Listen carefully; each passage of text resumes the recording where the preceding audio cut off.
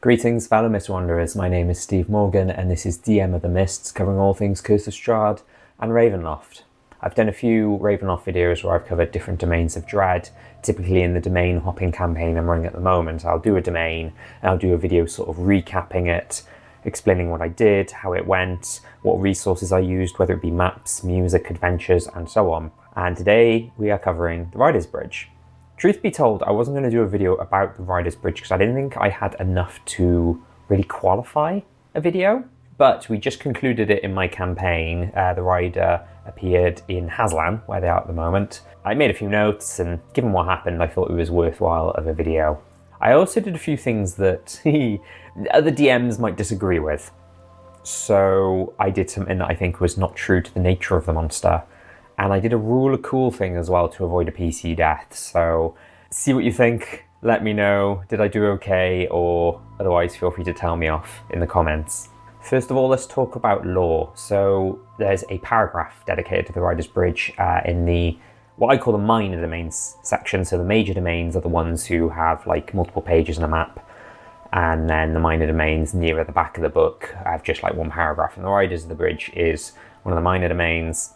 What's interesting about it is it says that it can appear in Mordant, it can appear in Harakir, it can appear in Lamordia, and it does talk about different forms, like one could be like a ghost, one could be like a centaur, things like that. But the idea, I didn't use that aspect where it's like different types. The aspect I used was that it's a monster that could appear in another domain. It's a domain within a domain.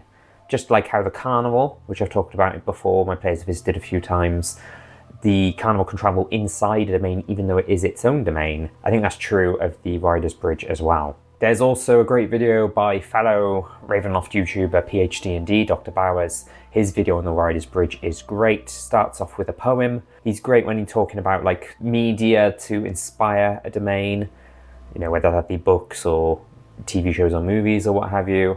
And he has an adventure as well, where it's kind of a bit more fleshed out. Mine is just more of sort of a one-off encounter. It's not really an adventure in and of itself. It's almost like a siege or a palate cleanser. Oh, a palate cleanser is not the right word, but you get what I mean. It's kind of just like this, they're in Hazlan, and then the Rider's Bridge appears, and then afterwards they're back in Hazlan kind of thing. It just kind of appears and disappears as like a quick one-off thing.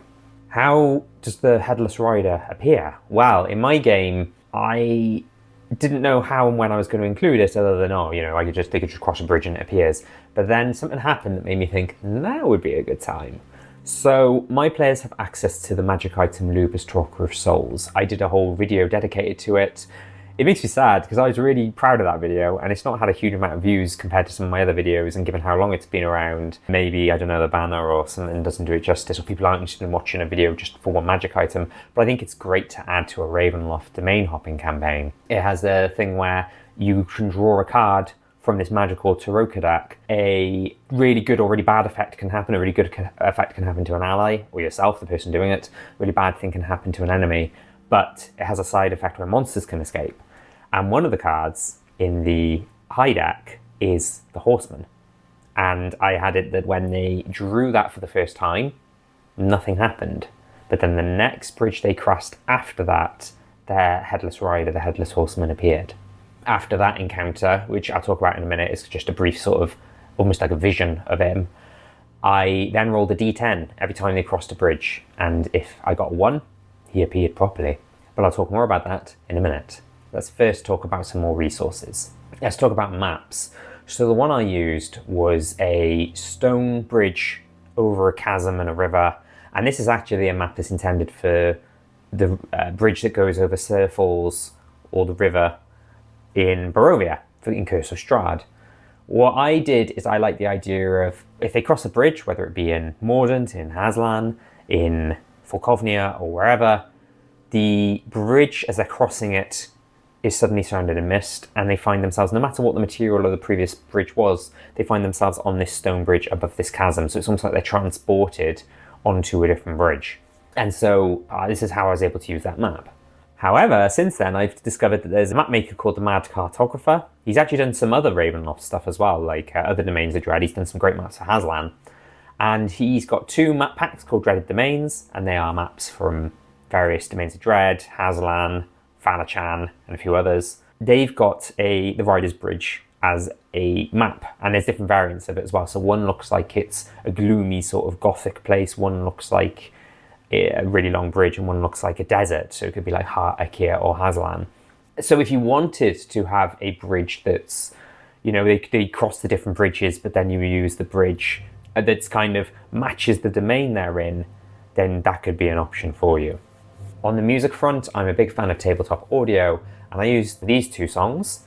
I did it as a little playlist so that it, instead of just playing one over and over, it cycled between the two. They are both, even the titles are very fitting, and then the music is very fitting, very tense, very spooky, scary, chilling kind of thing. I was really tempted to do the song from the Final Fantasy series, what's it called? Battle of the Big Bridge, I think it's called, which is when Gilgamesh appears in Final Fantasy games, you cross a bridge and Gilgamesh appears, but I didn't think that would be really fitting for this, despite me and my players being big Final Fantasy fans. When it comes to planning the encounter, you've got a few options, and it's talked about this in the sort of information for the dullahan, which is the monster from Van Richten's guide that this Dark Lord is. Firstly, what steed does it have? You could give it a warhorse skeleton, or you could give it a nightmare, and I gave it a nightmare because I just thought that was so much cooler, so much fitting, it matches the art. But you could use a warhorse skeleton if you want something a little bit weaker. The stat block also suggests minions, and I didn't actually realise this until I was researching this video. You could have skeletons and wights are two examples, and they can be firing off arrows from a distance while, you know, your players are trying to fight the Headless Rider on his horse. And that's good for, you know, action economy and stuff like that as well. There's, you know, they're not just all pouring all their attacks into the rider and his steed. If you want higher level minions, I recommend the Ghost Knights from Tome of Beasts. I did a video talking about Tome of Beast monsters from Corbo Press and which ones are really good for different domains of dread in Ravenloft. And Ghost Knights are a much higher challenge rating than things like Skeletons and Wights. So if you're running for a higher level party, that could be a good option. And whenever you do, don't forget about his second phase and his mythic actions, which are like additional legendary actions that unlock when he hits his second phase. So then he has 5 different legendary actions instead of 3. They've got some great flavour and some great things can happen as well. Also, recommend as always, the monsters know what they're doing, which is a series of books. The books cover, I think, Monster Manual, Mordenkainen's Tome of Foes and Vola's Guide to Monsters, but the blog, I believe he's covered most, if not all, of the monsters from Van Richten's Guide to Ravenloft, although he calls it Esmeralda's Guide to Ravenloft, which is pretty funny. But yes, if you want a write-up on how to sort of run the dullahan tactically, then that might be worth having a look at. Okay, let's talk about how it played out. So I talked earlier about the trigger. They drew the Horseman card from the Tarokka deck, Luba's Tarokka of Souls. The next bridge they crossed, they found themselves on a stone bridge surrounded in mist, and in the distance they could see a Headless Rider on a horse. And then he gets surrounded in mist, the mist dissipates and they find themselves back on the bridge they were on. So the first time they saw him was just a vision, and they were like, okay, that's weird. But Jennifer Weathermay Foxgrove is one of their allies, and she explained that thanks to Uncle Rudolph's notes, as in Rudolph van Richten, that she thinks this is the Headless Horseman, the Headless Rider, and that we should be careful in the future. The second time the Headless Rider appeared was they were in Valachan, and they were on their way back from somewhere heading to Shuren, which was kind of, the people of Shuren had given them a quest, or a number of quests, and they were on their way back from one of them. I'll talk about this more in my Harran Valachan video. This time it appeared, and this time it charged at them and started attacking. Now, I did something I think a lot of DMs are going to shout boo when they hear me say this. It fought for a bit and then it retreated. I know, let me explain. So firstly, I didn't want this to just be a one-off monster, that they attack it once it's dead, the end. Secondly, they used the Luba's Tarokka of Souls effect on it called Woe, which grants it disadvantage. So it was missing its attacks. It was doing dreadfully. The horse was still there, the Nightmare, and the Nightmare can go into the Border Ethereal, and so I had it that if he went on the horse and the two of them went into the Border Ethereal, that was the end. And that's what it did. So it jumped back on the horse, disappeared, and they found themselves back in Valachan proper. I know that's not true to how a dullahan would probably behave. In fact, in that Monsters Know thing I recommended earlier, it says the dullahan's not going to stop until it's gotten ahead. Chops off someone's head, it's gotten ahead. That's the only reason it would leave. But it worked in my favour, actually, because There's a saying, I don't know if I made this up or it's an actual saying, where once is a coincidence, twice is the start of a pattern. You know, when like something happens as a one-off, but if something happens twice, you think, oh, it could happen a third time. And it made them really worried and paranoid that they were going to encounter him again, to the point where they were scared to cross bridges. And this was brilliant. They got, I think it's called the folding boat, the magic item. And so one time they were in Barovia after they did Valachan, and they were crossing rivers on a boat instead of crossing the bridge, because they didn't want to trigger it. And they didn't realize it was affecting just them because of the Horseman card. They thought it affected everyone and anyone, so they were warning just random NPCs like in Kresk and in Valaki, be careful if you cross any bridges, don't cross any bridges, which is quite funny actually. And because they were really, I don't want to say terrified, I don't think they were terrified, but they were really concerned and scared that this thing was going to attack them again. And they were going out of their way. If they didn't use the folding boat, they might have gone a longer way around, or which again brought its own challenges because it might have introduced another random encounter. Or they would use magic like fly, the fly spell, and two of them these days are were-ravens, so they could fly over.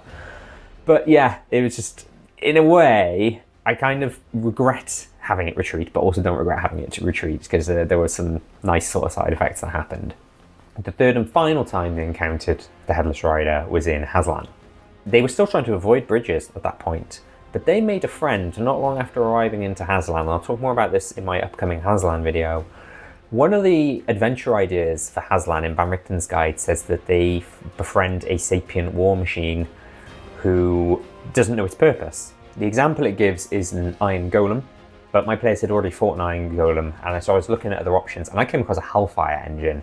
I role-played it as this terrifying looking machine was going towards them, and then it stopped in front of them, and I basically role-played it like Paddington Bear, where it's like, excuse me, I don't know if you can help me, but I'm lost and I'm a little bit nervous and a little bit scared. And it turned out this huge, dangerous machine was basically like a mage apprentice's magic experiment gone wrong, and they discarded it. And he was basically like a pacifist. He didn't want to fight people. He wanted to be a really useful engine, to paraphrase Thomas the Tank Engine, but didn't want to hurt people, despite definitely being able to hurt people and looking the part. But it gave them a plan. They were on their way somewhere where they knew they'd have to cross two bridges, because on the map there was a river on the way to the settlement. And they were wondering about how to get past these bridges, how to get across these bridges. And then they thought, hang on a second, we've got this huge machine that doesn't have a head, technically, who doesn't want to fight. But what if it blocks the bridge? The map I use is 15 feet wide. The Hellfire engine is a huge creature, which is 15 feet wide. And they had this great plan. It was great as well to see that whole thing of like with D&D, they walk into a battle and they've got to think on their feet. It's rare that they get an opportunity to sort of strategize and plan. And they knew that they could possibly trigger the Rider's Bridge. I'd already pre-rolled a D10 and it was a 1. So the next bridge they crossed, they were going to trigger the bridge. And I was going to be really cruel and have it be the drawbridge into Castle Tristan Noir in Forlorn, but decided against it. They were strategizing. They were like, right, we'll turn the Hellfire engine invisible, and then people can still see through it in order to like cast spells. Like they were going to ask Jennifer to cast Entangle, the druid spell, on the horse to try, and then the rider to try and restrain them. Two of them were ravens, so they were going to hide behind the invisible Hellfire engine, but then fly up, do attacks and fly back down. One of the NPC allies is a mage who can cast fly on themselves and on other people, so they were going to do that. So they were basically going to like sort of have the invisible Hellfire engine block the way and then fire arrows and spells from above and around it, which was a really cool idea. And they headed to the bridge, went across it, the mist appeared, the bridge beneath their feet turned to stone, and the Headless Horseman was there. And the plan went really well. The Hellfire engine was invisible, although I then realised that dullahans have true sight, so it could still attack it, but it was more effective in blocking the bridge, and also the fact that the people could see through it to cast spells and stuff. And then an interesting thing happened. The paladin / warlock flew around to do hand-to-hand attacks with the dullahan. And, well, first of all, flew to just the side of the bridge and I think threw a few Eldritch Blasts, and then did an attack, like a bonus action ability, where it can kind of goad them into not retreating. And their plan as well was to try and take down the Nightmare first, so that if the Nightmare got defeated, it had no way to escape. And then I realised I forgot about its legendary actions until about just before its turn. And I was like, oh no, I meant to like do, a few attacks. And then I remembered the one called Headhunt, where they can move up to its speed without provoking opportunity attacks, make one attack with advantage. Oh, I should mention as well, my wizard cast Woe on it again, so it had disadvantage on its attacks. But it used this on the Paladin/Warlock, and what it meant was, because it had advantage, it had a flat roll. So the advantage of the legendary action, negating the disadvantage from Woe. And he rolled a natural 20. And the whole thing in the battle axe attack says if you roll a natural 20, they've got to roll a con save and beat a 15, or they get their head chopped off. My player rolled and got a 13. I described to the player, as they're freaking out, understandably, that everything turned slow motion. They could see the axe slowly approach their neck, and everything went black. And then I said they heard a voice in their head from their patron saying, "Not on my watch." And then he opened his eyes, and the dullahan's axe was the other side of his neck, and his head was still attached to his body. Or did his head get unattached from his body very temporarily and then just reattach itself immediately? Whatever the case, the PC was still alive. The dullahan, even though it didn't have a head, I described it as looking a bit confused by that. I don't know how, but that's what I said. And the battle continued. And I know there's probably some DMs who are going to be like, no, you should have, that was a PC death. That was, I don't know, I kind of feel like a death like that is really unsatisfying. No death saves. And I had this planned that if he was killed, ideally by something like this, that the patron would revive him once. And the great thing now is the patron is going to, the next time he has a long rest, which will probably be our next session, the patron's going to say, I'm only doing that for you once. If you want more power, and if you want for me to help you like that again, you've got to come to the Shadowlands and you've got to help me. And if you want to know more about who my Paladin/Warlock's patron is, I did a video all about Warlock patrons in the Domains of Dread, and I talk about there. It's the Dark Lord of the Shadowlands, and he's actually trying to use the Warlock Paladin as a means to escape his Domain of Dread. Anyway, back to the battle. The battle carried on. It got knocked to 0 hit points. I told them how the battle was defeated. They all started to relax, and then I said, actually it starts getting back up again. And there's these 3 heads now floating in the air, 3 death's heads, because it has a headless summoning ability where when it gets hit to 0 hit points, it has like a second phase, and it unlocks the mythic actions as well, which unfortunately I didn't get much chance to use because he was taken out by a huge hit. Despite regaining to 97 hit points, I think he took 1 small hit by somebody, and then my rogue PC did an attack, got a natural 20, and with the double dice on the sneak attack, as well as the normal attack plus some other bonuses and stuff, did 88 damage in 1 hit. So nearly took it out in 1 hit. And I think that's the biggest attack we've ever had since starting playing the game in 2020, where like 1 big amount of damage. I think that's the highest we've ever had, 88. And that was it. Having defeated the Nightmare before this, I should have mentioned, and then defeating the dullahan, and at least 1 of the heads, and then I didn't fancy finishing off the battle with just like 1 or 2 death's heads, so I said they disappeared when the dullahan was defeated. The mist appeared again, and they found themselves back on the bridge in Hazlan. And my player who survived death, role-played, their PC is freaking out and being like, what the heck just happened? I nearly died. Did I die? And we had a break shortly after that, and during the break I had an idea, and I said I should tell them they've got a scar across their neck. We go back to Roll20 in Zoom, and I said, you've got this scar across the neck, and the player was like, yes, I was hoping I would have a scar across the neck, that's awesome, that's so cool. I was like, oh, okay, you're very happy to have a scar across your neck, that's awesome. And then that's it. They crossed another bridge, nothing happened, and now, no matter how many or what bridges they cross, the Headless Rider has been dispatched for good. Before I do my outro, I thought of a cool remix you could do if you wanted a variation on the Headless Rider. There is a Ravenloft novel called To Sleep with Evil. I'm going to do a video at some point, I think, talking about what I think of all the Ravenloft novels. It's one of my least favourite of the bunch. It's not a great... I don't think any of the novels are terrible, and they're great for inspiration for, you know, D&D and for Ravenloft. But it's one of the weaker novels, I think. But it has a great character in it called Jacqueline Montarri, who, spoilers for the novel, basically has like a fake head. And it's not her head, it's her body, but someone else's head.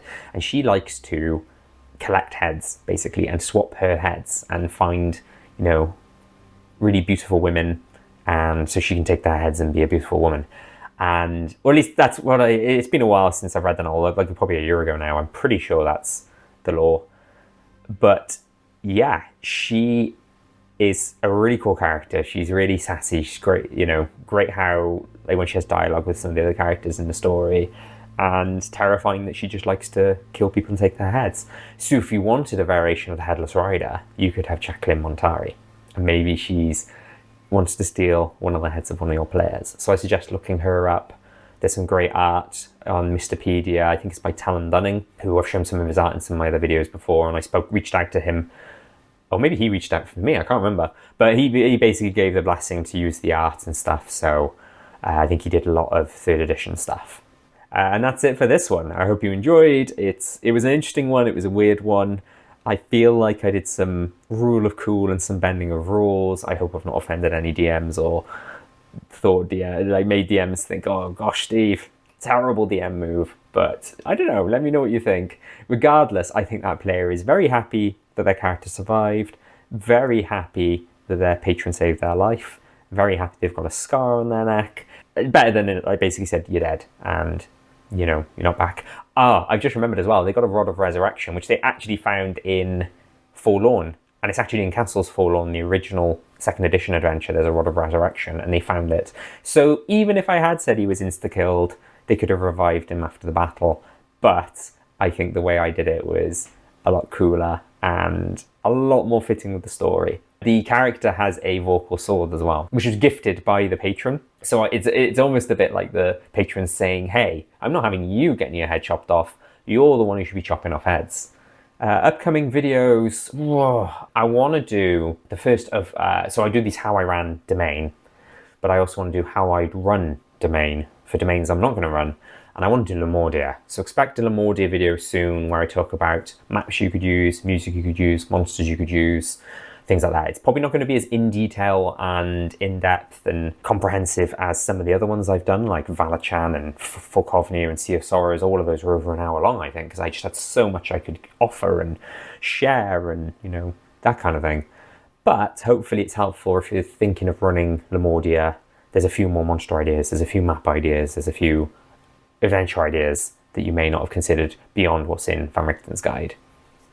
And don't forget as well, I also do Curse of Strahd videos, and I've got a Curse of Strahd playlist and a Ravenloft playlist you can mine through and look at all my old videos. And we'll leave it there. Thank you, Mr. Wanderers.